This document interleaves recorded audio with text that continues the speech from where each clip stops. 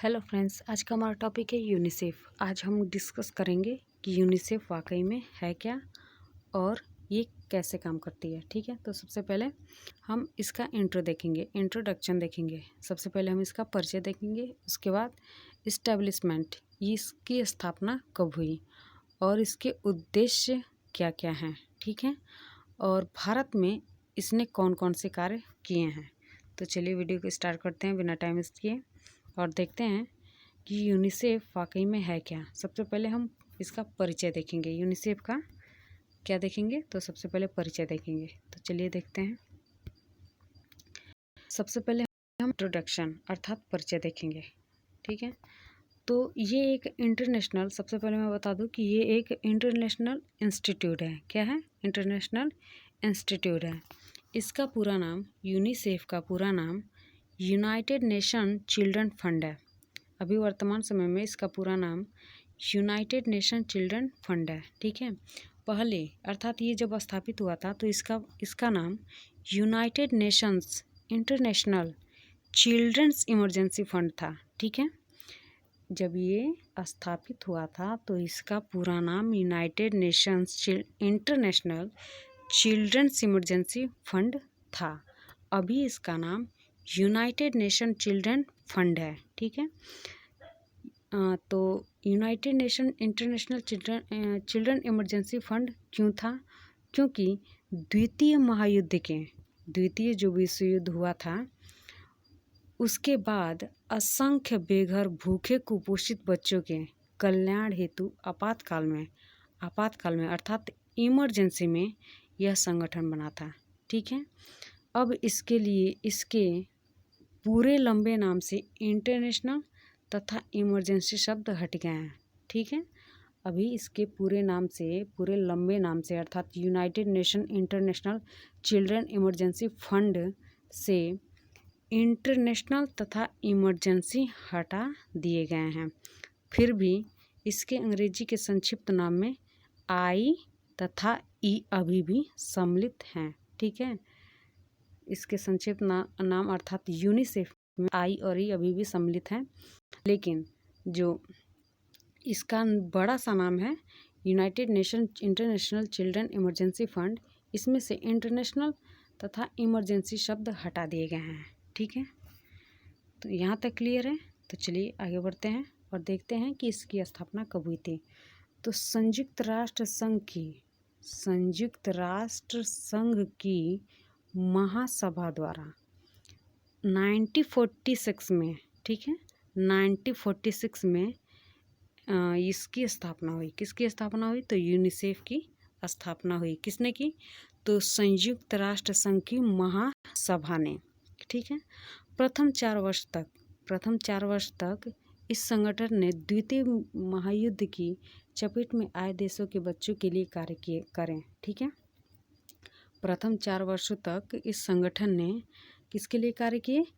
तो प्रथम 4 वर्षों तक यूनिसेफ ने द्वितीय महायुद्ध की चपेट में जो भी देश आए थे उन देश के बच्चों के लिए कार्य किए। ठीक है, उसके पश्चात अन्य विकासशील देशों के बच्चों के लिए भी यह संगठन निरंतर कार्य कर रहा है।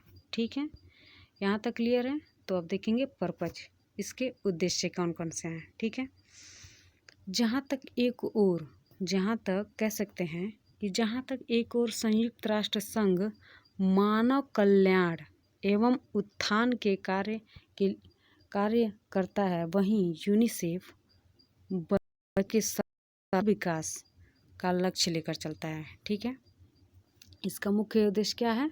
तो यूनिसेफ का मुख्य उद्देश्य है बच्चों के सर्वांगीण विकास या बच्चों का सर्वांगीण विकास। ठीक है, यह उन लोगों की ओर हाथ बढ़ाता है।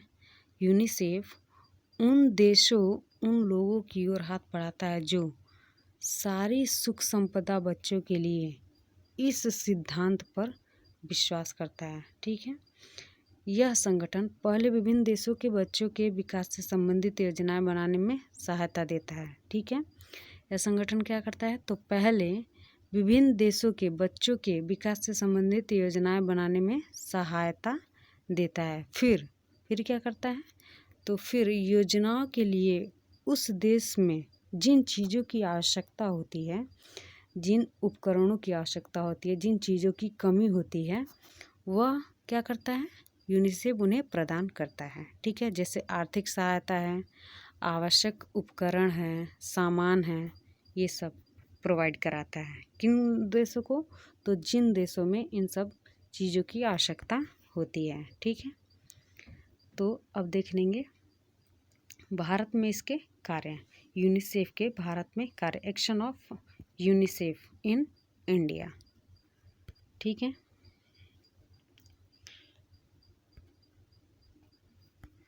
तो चलिए देखते हैं। मई 1949 में, मई को 1949 में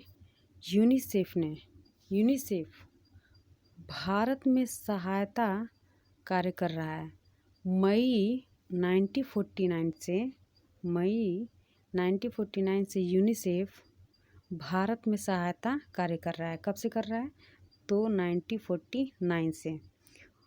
1949 से यूनिसेफ भारत में सहायता कार्य कर रहा है। सर्वप्रथम इसी संगठन ने भारत में दुग्ध चूर्ण वितरण किया था। जो भारत में दुग्ध चूर्ण वितरण हुआ था वो यूनिसेफ के द्वारा ही किया गया था। ठीक है, इसके बाद भारत सरकार के स्वास्थ्य मंत्रालय तथा विश्व स्वास्थ्य संगठन की सहायता से यूनिसेफ ने कई प्रकार के सेवा कार्य किए हैं जो निम्नलिखित हैं। अब आगे देखेंगे उनको कि कौन कौन से सेवा कार्य इंडिया में यूनिसेफ ने किए हैं, किनकी सहायता से, तो स्वास्थ्य मंत्रालय, भारत सरकार के स्वास्थ्य मंत्रालय तथा विश्व स्वास्थ्य संगठन की सहायता से इंडिया में कुछ ऐसे कार्य किए हैं जिनको हम एक एक पॉइंट करके देखेंगे। जैसे पहला है प्रशिक्षण कार्यक्रम। ठीक है, ट्रेनिंग का कार्यक्रम। ठीक है, यूनिसेफ ने सर्वप्रथम all India institute of public health and hygiene Kolkata को, ठीक है, मातृ एवं शिशु स्वास्थ्य केंद्र खोलने के लिए आर्थिक अनुदान प्रदान किया था। ठीक है, पहले ये क्या करता है, पहले किसी भी देश में ये बच्चों से संबंधित, उनके स्वास्थ्य से संबंधित या उनके सर्वांगीण विकास से संबंधित उस देश को सुझाव देता है। फिर क्या करता है, उन सुझाव को पूर्ण करने के लिए, उन उद्देश्यों को पूर्ण करने के लिए उन्हें जिन भी उपकरणों की, जिन चीज़ों की आवश्यकता होती है, ये उन्हें प्रदान करता है। तो ये क्या किया था, यूनिसेफ ने सर्वप्रथम all India institute of public health and hygiene Kolkata को मातृ एवं शिशु कल्याण स्वास्थ्य केंद्र खोलने के लिए आर्थिक अनुदान प्रदान किया था। ठीक है, ताकि शिशु रोग से संबंधित, क्यों किया था, तो क्योंकि शिशु रोग से संबंधित डॉक्टरों एवं नर्सों को प्रशिक्षण दिया जा सके। किस लिए किया था, तो शिशु रोग से संबंधित डॉक्टर एवं नर्सों को प्रशिक्षण दिया जा सके। ठीक है, ऐसे दूसरा है मातृ एवं शिशु कल्याण तथा ग्रामीण स्वास्थ्य सेवा। इसके अंतर्गत 3000 से अधिक, इस कार्यक्रम के अंतर्गत 3000 से अधिक मातृ एवं शिशु कल्याण केंद्र आरंभ करने में संगठन ने सहायता दी थी। यूनिसेफ ने मातृ एवं शिशु कल्याण तथा ग्रामीण स्वास्थ्य सेवा कार्यक्रम के अंतर्गत 3000 से अधिक मातृ एवं शिशु कल्याण केंद्र आरंभ करने में भारत को सहायता प्रदान की थी। ठीक है, ग्रामीण स्वच्छता एवं शुद्ध पेयजल की प्राप्ति के लिए यूनिसेफ ने काम किए हैं। ठीक है, गांव में स्वच्छ जल या शुद्ध पेयजल की प्राप्ति के लिए यूनिसेफ ने सहायता प्रदान किए हैं। ठीक है, स्वास्थ्य सेवा। ठीक है, तीसरा है स्वास्थ्य सेवा, जैसे मलेरिया उन्मूलन। ठीक है, स्वास्थ्य सेवा में पहला है मलेरिया उन्मूलन। यूनिसेफ ने मलेरिया उन्मूलन कार्यक्रम के अंतर्गत DDT का वितरण किया था। ठीक है, सबसे पहले यूनिसेफ ने भारत में मलेरिया उन्मूलन के लिए DDT का वितरण किया था। उसके बाद देश में मतलब भारत में एशिया का सबसे बड़ा DDT उत्पादन कारखाना दिल्ली के पास स्थापित किया, जो प्रतिवर्ष 1400 टन 1400 टन DDT का उत्पादन करता है। ठीक है, जो ये कारखाना एशिया का सबसे बड़ा कारखाना दिल्ली के पास स्थापित किया था, वो प्रतिवर्ष यानी कि प्रत्येक साल 1400 टन DDT का उत्पादन करता है। ठीक है, दूसरा है इसमें क्षय रोग नियंत्रण, TB कंट्रोल। ठीक है, क्षय रोग नियंत्रण, ये कुछ टाइपिंग मिस्टेक है। क्षय रोग नियंत्रण, क्षय रोग उन्मूलन के लिए भारत ने यूनिसेफ के माध्यम से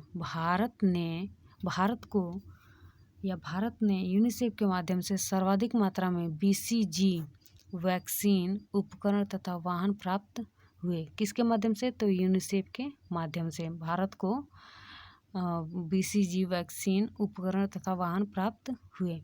इसी के अंतर्गत मद्रास में BCG प्रयोगशाला की स्थापना हुई। ठीक है, क्षय रोग नियंत्रण यानी कि TB कंट्रोल कार्यक्रम के अंतर्गत क्या हुए? तो मद्रास में BCG प्रयोगशाला की स्थापना हुई। इस संबंध में लोगों को प्रशिक्षित भी किया गया था। ठीक है, कोढ़ उन्मूलन, ठीक है, लेप्रोसी, ये एक बहुत भयंकर बीमारी है। ठीक है, इसके अंतर्गत कोढ़ उन्मूलन कार्यक्रम के अंतर्गत स्वास्थ्य मंत्रालय के आग्रह पर कोढ़ उन्मूलन के लिए ड्रैप्सोन टैबलेट, ठीक है, ड्रैप्सोन टैबलेट उपकरण तथा वाहन दिए गए थे। किसने दिए थे? तो यूनिसेफ ने दिए थे। किसके आग्रह पे? तो स्वास्थ्य मंत्रालय के आग्रह पे, भारत सरकार के स्वास्थ्य मंत्रालय के आग्रह पे कोढ़ उन्मूलन के लिए ड्रैप्सोन टैबलेट उपकरण तथा वाहन दिए गए थे। किसने दिए थे? तो यूनिसेफ ने दिए थे। ठीक है, अब ये है ट्रेकोमा उन्मूलन। ठीक है, ट्रेकोमा कंट्रोल, ये भी एक तरह की बीमारी है। इसके उन्मूलन के लिए पंजाब, गुजरात, राजस्थान प्रांत को सहायता प्रदान की गई। ठीक है, इन राज्यों में ये भयंकर रूप से फैला हुआ था। ठीक है, तो इन राज्यों को यूनिसेफ ने सहायता प्रदान की ताकि ट्रेकोमा को कंट्रोल किया जा सके। ठीक है, घेंघा उन्मूलन। ठीक है, घेंघा उन्मूलन, जैसा कि सबको पता है कि घेंघा आयोडीन की कमी से हो जाता है। घेंघा रोग आयोडीन की कमी से हो जाता है। यूनिसेफ ने इसके लिए राजस्थान में 1600 टन उत्पादन क्षमता वाले आयोडोनाइजेशन प्लांट की स्थापना की। कहाँ की? तो राजस्थान में। ये कितना उत्पादन करता है? तो 1600 टन उत्पादन करता है। ठीक है, और ये कौन सी संस्था है? तो आयोडोनाइजेशन। ठीक है, इस सहायता से देश के उन भागों में आयोडीन युक्त नमक वितरित किया गया जहां रोग प्रमुख रूप से क्या हुआ था? फैला हुआ था। ठीक है, तो चलिए नेक्स्ट है चेचक उन्मूलन, स्मॉल पॉक्स कंट्रोल। इसके अंतर्गत कई राज्यों में स्मॉल पॉक्स वैक्सीन प्रयोगशाला स्थापित की गई। किसने की? तो यूनिसेफ ने की। ठीक है, तो चलिए आगे बढ़ते हैं और अगला देखते हैं ट्रिपल वैक्सीन। ठीक है, ये एक तरह की वैक्सीन है। कसौली ये हिमाचल का एक टाउन है। ठीक है, कसौली एक टाउन है हिमाचल अर्थात कसौली में ट्रिपल वैक्सीन अर्थात डिप्थीरिया। ठीक है, क्या? डिप्थीरिया। यहाँ पे हम देखेंगे कि कसौली में ट्रिपल वैक्सीन अर्थात डिप्थीरिया, काली खांसी तथा टिटनेस के ट्रिपल वैक्सीन के उत्पादन का केंद्र स्थापित हुआ था। पहला ट्रिपल वैक्सीन का उत्पादन केंद्र कहाँ स्थापित हुआ था? तो कसौली। ये कहाँ है? तो हिमाचल में है। ठीक है, हिमाचल का एक छोटा सा टाउन है जहाँ पे पहला ट्रिपल वैक्सीन उत्पादन केंद्र स्थापित हुआ था। ठीक है, किसने किया था? तो यूनिसेफ ने किया था। अब है प्री वोकेशनल ट्रेनिंग, ये चौथा है, ये चौथा प्रशिक्षण है। ठीक है, सेवा पूर्व प्रशिक्षण। ठीक है, युवा वर्ग को तकनीकी शिक्षा देने के लिए भारत सरकार के विभिन्न मंत्रालयों की सहायता से प्रशिक्षण प्रबंध किया गया। ठीक है, आगे देखेंगे। पांचवा है अपंग बच्चों की सहायता। अपंग बच्चों की सहायता, अपंग बच्चों के लिए मुंबई स्थित all India institute of medicine and rehabilitation तथा देहरादून के इंटरनेशनल इंस्टीट्यूट ऑफ ब्लाइंड को उपकरण इत्यादि के रूप में सहायता दी। किसने दी? तो यूनिसेफ ने दी। नेत्रहीनों के स्कूल में ब्रेले प्रिंटिंग प्रेस भी खोला गया। किसके द्वारा?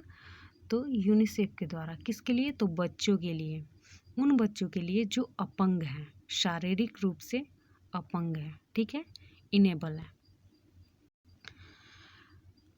अब छठवां है पोषण संबंधी कार्यक्रम। ठीक है, यूनिसेफ ने भारत में पोषण संबंधी भी कार्यक्रम किए हैं, जिसके अंतर्गत भारत में असम के कुपोषित बच्चे भारत में लगभग भारत में, ये कुछ टाइपिंग मिस्टेक हो गया है, भारत में लगभग बच्चे कुपोषित हैं। भारत में लगभग बच्चे क्या हैं? कुपोषित हैं। ठीक है, यूनिसेफ ने कुपोषण दूर करने के लिए पोषण संबंधी कार्यक्रम शुरू किए। ठीक है, जैसे समय पर प्रशिक्षण कार्यक्रम, पोषण संबंधी शिक्षा के कार्यक्रम, विचार गोष्ठी, फिल्म प्रदर्शनी का आयोजन आदि। ये सब किसके द्वारा किए गए? तो ये सब यूनिसेफ के द्वारा किए गए, ताकि बच्चों को, ताकि गार्जियन को प्रशिक्षित किया जा सके और वो अपने भोजन में पोषण संबंधी आवश्यक तत्वों को लें, ताकि बच्चे कुपोषित ना हो। ठीक है, इस तरह यूनिसेफ ने नवजात शिशु, गर्भवती स्त्रियों, गर्भवती स्त्रियों, दूध पिलाने वाली माताओं के बीच निःशुल्क दूध का वितरण ग्रामों के सामुदायिक विकास केंद्रों के माध्यम से करवाया। किसके माध्यम से करवाया? तो ग्रामों के सामुदायिक विकास केंद्रों के माध्यम से दुग्ध का वितरण किसमें करवाया? तो दूध पिलाने वाली माताओं के बीच में या गर्भवती महिलाओं के बीच में करवाया। ठीक है, अगला देखेंगे परिवार कल्याण, फैमिली वेलफेयर। अब इसमें परिवार नियोजन कार्यक्रम को अधिक सफल बनाने के लिए यूनिसेफ ने चौथी पंचवर्षीय योजना के समय बिहार तथा उत्तर प्रदेश को सहायता प्रदान की। ठीक है, परिवार कल्याण मिशन के तहत यूनिसेफ ने परिवार नियोजन कार्यक्रम को अधिक सफल बनाने के लिए, यूनिसेफ ने चौथी पंचवर्षीय योजना के समय बिहार तथा उत्तर प्रदेश को सहायता प्रदान की। इस अनुदान से एक्सिलरी नर्स मिडवाइफ अर्थात एनएम तथा निरीक्षण कर्मचारियों की संख्या में वृद्धि की गई। ठीक है, तथा उनको प्रशिक्षित किया गया। ठीक है, आठवां है स्वच्छ पेयजल। ठीक है, इस कार्यक्रम के तहत हिंदी सीखने वाली पथरीली भूमि में स्वच्छ पेयजल में जहाँ पर पथरीली भूमि वाले क्षेत्रों में। ठीक है, ये थोड़ा सा टाइपिंग मिस्टेक है। ठीक है, इसको कट कर देंगे। पथरीली भूमि वाले क्षेत्रों में जहाँ के निवासियों को स्वच्छ पेयजल नहीं मिलता था, वहाँ पे बोरिंग करवाने, जल स्रोत ढूंढने के लिए उत्तम उपकरण प्रदान किए। किसने किए? तो यूनिसेफ ने किए। स्थान स्थान पर हैंडपंप लगवाकर स्वच्छ पेयजल की प्राप्ति को और भी आसान बना दिया। ठीक है, और भी आसान बना दिया। ठीक है, तो चलिए, तो आज का हमारा सवाल है, आज का हमारा प्रश्न है, यूनिसेफ का पूरा नाम क्या है? यूनिसेफ का पूरा नाम क्या है? तो कमेंट सेक्शन में आप इसका आंसर लिखना बिल्कुल भी ना भूलें, और वीडियो को लाइक, शेयर और चैनल को सब्सक्राइब जरूर कर दें। ठीक है, तो आज का हमारा सेशन यहीं पे समाप्त होता है।